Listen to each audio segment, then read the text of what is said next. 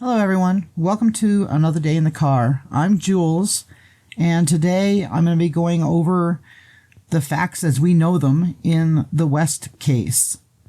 Orson and Orrin are 3 and 4 years old. They were reported missing on December 21st by their adopted parents, Trezell and Jacqueline West. We all saw the public statement that Trezell and Jacqueline made, and there was a distinct lack of emotion on the part of the parents. And I believe we all touched on that. And I was watching a lot of other creators trying to see what everyone else's take was on it, and noticed that even on It's a Crime, Linda had some sort of a body language expert that also had input on it, and he was saying that he could see that there was deception and neglect indicated from what he was seeing. And I agree with that statement. Obviously, there was some kind of neglect going on, and there does appear to be some sort of deception. Now, what exactly they're covering, I don't know. I think there's more to the story than what they've let the public know, though.